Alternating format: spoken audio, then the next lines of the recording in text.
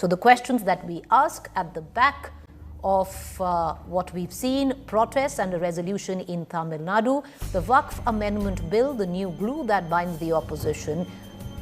The second question, has Tamil Nadu and the Chief Minister M.K. Stalin opposed the Waqf Bill as a quid pro quo for support on delimitation in NEP? Why we pose that question is important, because like we pointed out, the Muslim population in Tamil Nadu is just about 6%. So what does politically Stalin, the Chief Minister of Tamil Nadu, gain from it? Possibly showing support to its allies and then hoping to get the same support back when it comes down to the two language policy and delimitation. Other than that, BJP, Bihar, Tamil Nadu allies insecure over Waqf Bill. We've seen the PMK, an ally of the BJP, standing with the DMK on the resolution against the Waqf Amendment Bill. The AIDMK, which rumored to be in alliance talks with the BJP, has taken an ideological stand with the DMK. And in Bihar, both the JDU and the LJP have said absolutely nothing when it comes down to the Waqf Amendment Bill. So the final question that we ask then, will the BJP pick the Waqf Amendment Bill, or will it pick ally appeasement, which could be a tad bit important, keeping in mind elections in Bihar in the next 6 months? Let's cut across to our political face-off this evening. And just before we get into that, both panelists will get 2 minutes each. And after that, the fader goes down on its own. I have no part to play in it, which is the best part in the debate. Sanju Verma, National Spokesperson, Bharatiya Janata Party, joins me. So does A. Sarvanan, Spokesperson, DMK. Mr. Sarvanan, I'd like to begin with you, because the question I want to ask you is, which seems to be foxing a lot of us even in the studio. Tamil Nadu has a population which is just about 6% where Muslims are concerned. What does the Chief Minister of Tamil Nadu get by passing a resolution which is anti-Waqf Amendment Bill? Politically, is this just a quid pro quo? You know, you're banding with your allies to seek support on delimitation and the two-language policy.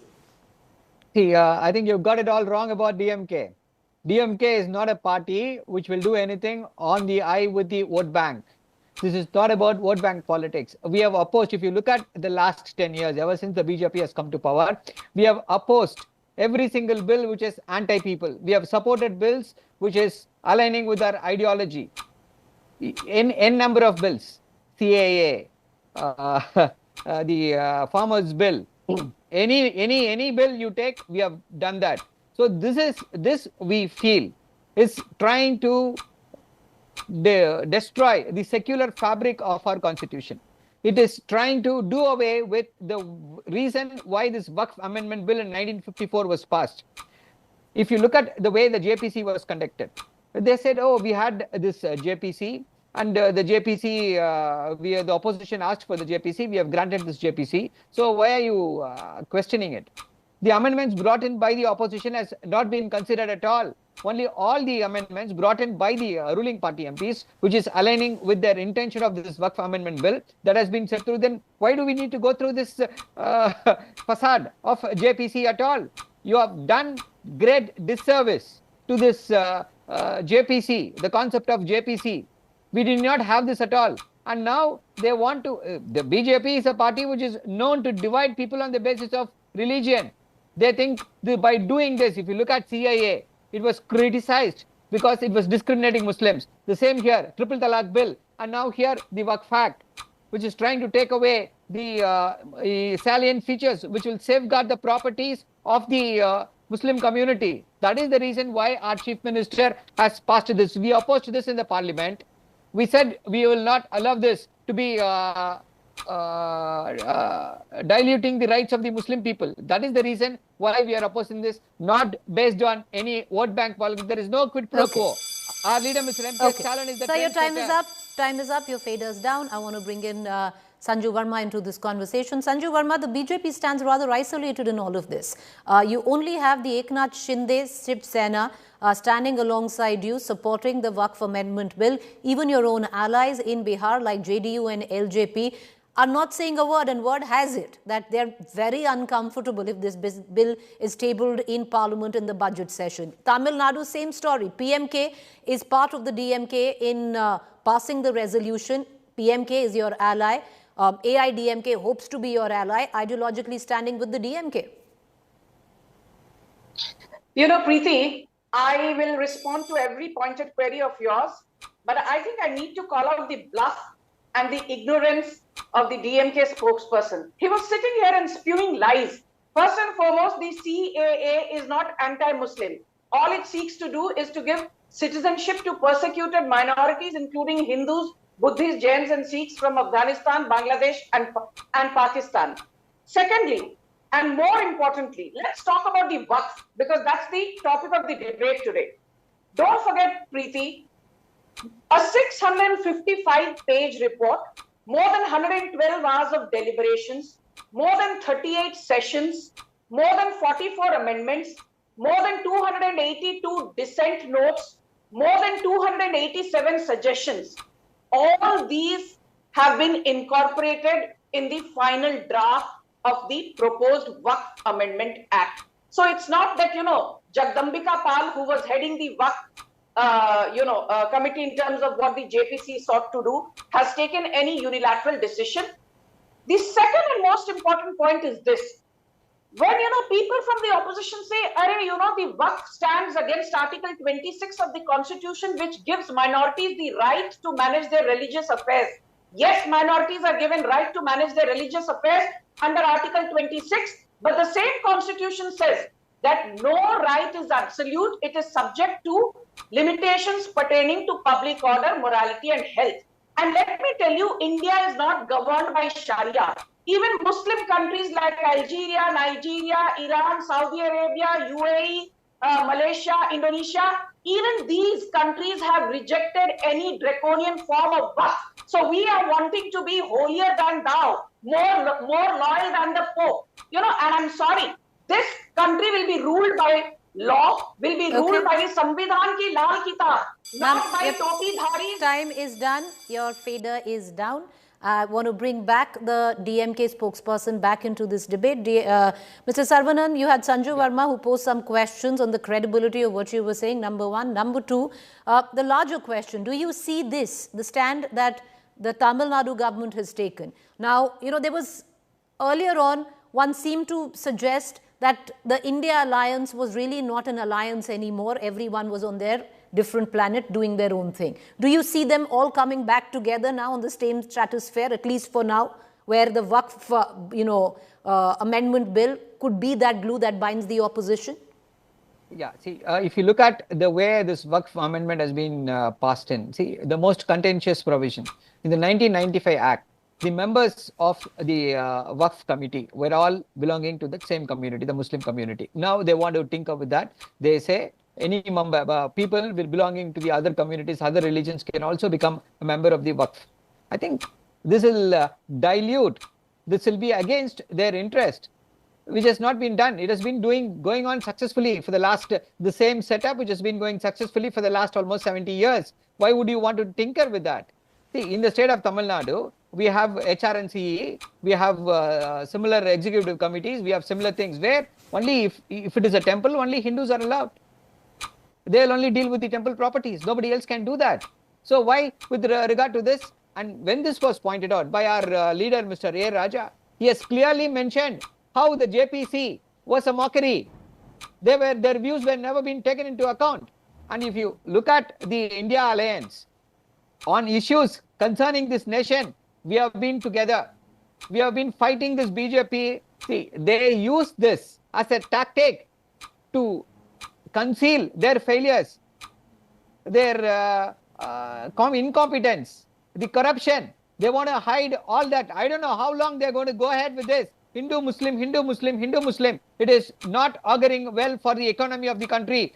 Harmonious living is the USP for economic growth. The BJP in the last 10 years done away with that, and now we are facing that problem. Look at all the reports which speaks about the economy.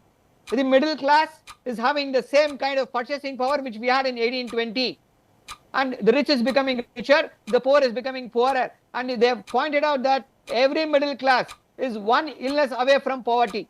How the BJP have they done anything at all for the common man? Sir, your time is up. Time is up. They want to hide all that. You know, the fact is, whether or not the bill is progressive or discriminatory is a different debate. We are not getting into it. We've actually had that debate. And many questions can be raised on either sides of that divide. But to, veer back into what we were speaking of, this is a political debate. And Sanju Verma, politically speaking, you're isolated. You know, whether you say everyone will have to follow the rule of law, your own allies don't want to do that. There's fair amount of pressure coming in from the JDU. 7% of the Muslim vote the JDU got in 2020. They actually feel that you're going to be alienating their vote bank in Bihar by tabling this bill. And possibly that, Sanju Verma, could be the reason it's not been tabled so far. Many hedging bets that it will not be tabled by the BJP. Can I start, Preeti? Yes. And I want my 2 minutes because I think when I start speaking, your watch starts galloping. Okay, so please now you can't tell me I have not. Okay, start. Thank you. Preeti, first and foremost, I will not allow lies to go unchecked. And please do not interrupt me. I did not heckle this man from BNK. He's sitting here and speaking absolute rubbish on the economy. Just 24 hours back, the International Monetary Fund, the IMF has said that India today has a GDP of $4.34 trillion and it will exceed Japan's $4.4 trillion in the next few months, becoming the world's fourth largest economy. And the IMF says not 2027. In 2026, India will overtake Germany to become the world's third largest economy at more than $4.9 trillion. So when this DMK spokesperson says, oh, the economy is, in the throes of bankruptcy, he's absolutely talking balderdash. But let me tell you something. What the DMK has failed to do. Do you know something, Preeti? Today, along with Punjab, DMK's misgovernance in Tamil Nadu has pushed Tamil Nadu onto the edge of a precipice. The debt of Tamil Nadu is more than 8.3 lakh crore, one of the most indebted states of India. Point number 2, apart from debt, the drug mafia, the destruction of temples, the lawlessness. Who can forget the Coimbatore terror blast of October 2022 when M.K. Stalin was caught napping? All he does is, have cudgels with the governor R.N. Ravi. That is all that this man M.K. Stalin is doing. And the DMK spokesperson lecturing the BJP on secularism, Udayanidhi Stalin, the deputy CM of Tamil Nadu and son of M.K. Stalin, said Sanatan Dharma is equal to dengue, malaria, rabies, COVID. And the entire DMK Jamaat, inke muh mein tab dahi jam gaya. Waqf is not even followed by Islamic countries. There's no place for Waqf in India, which is governed by the constitution, not by the Sharia. So it's time for Waqf to go. We don't need it. Well, your time is up, ma'am. But, I really wish I had control over a watch. But there's a reason why we've put the watch there. You can time your watch to the 2 minutes. Both of you are given exactly the same time. The watch can't gallop for one and go slow for the other. I'm going to give you final 2 minutes each. And I want to begin with Mr. Ray Sarvana. Your final submission, Mr. Sarvana, on mooting the resolution in your state assembly. Yeah, see, the resolution has been moved against the Waqf Amendment Act, which will give a sense of security to all the Muslims across the country. We are here. That is the message our Chief Minister has sent. We are here. We are the guardians of the Constitution. See, a constitutional democracy, title disputes can be decided only through courts. A title dispute cannot be decided by the executive, which is one of the salient features of this Waqf Amendment Bill. That is one of the important reasons why we are opposing it. On the front of debts, it's very rich on the part of the BJP to speak about debts. It's 8.3 lakh crores. Yes, it is. And we are within the manageable limits. The 15th Finance Commission says it should be within 30% of the GSDP of the state. We are at 26%. Look at the debt of the BJP government. 200 lakh crores. 185 lakh crores last year, and it's going to bulge to 200 lakh crores. And what is the percentage to GDP? 56%. And they project that this will go to 2027, 87% of the GDP. What have all they done with the money? Is the common man happy with it? Not at all. Let them speak that we will bring $1 trillion, we will bring $5 trillion, or they say so, they say so. But what is the common man feeling on the ground? That is what is important. And let them not speak about governance to the state of Tamil Nadu, because the entire BJP states are copying the schemes what we have done in the last 3-4 years. Let me begin. They say we won Maharashtra because of this wonderful scheme. Who implemented the scheme? Our Chief Minister, Mr. M.K. Stalin, under the Dravidian model of governance. 2,500 rupees to people in Delhi, women in Delhi. So how did they copy this from? Because we executed this Magalir Urimai Togai, 1,000 rupees, successfully rolled out for the last 2 years. This is what governance is called. Take any index, whether it is a human development index or an economic index. Tamil Nadu is consistently on the top 3 states in the country. If the BJP wants lessons, if Mr. Amit Shah wants lessons on governance, if Modi wants lessons how to govern, sir, that's it. I want to bring back Sanjeev Verma into this conversation. Sir, your feeder is going to go down. I don't know why it's not going down. Okay. 2 more seconds you've got. Sanjeev Verma, you got 2 exact more seconds than like Mr. Sarvana got. Final submission, maybe you would like to answer Sanjeev Verma on why you don't have your allies on the board. You don't have to convince Mr. Sarvana. You have to convince the allies. Your allies are not convinced. Go ahead, ma'am. Preeti, first and foremost, I do not wish to dignify the DMK spokesperson by comparing myself to him. He does not even know the spelling of economy. I'm sure he does not know the difference between Aadhaar card and PAN card. And I'm sure he does not know the difference between GDP and GNP. But it's my bad that at times I have to debate with illiterates on the other side. And this is not my arrogance speaking. I'm just speaking and stating the hard facts. Let's be very clear.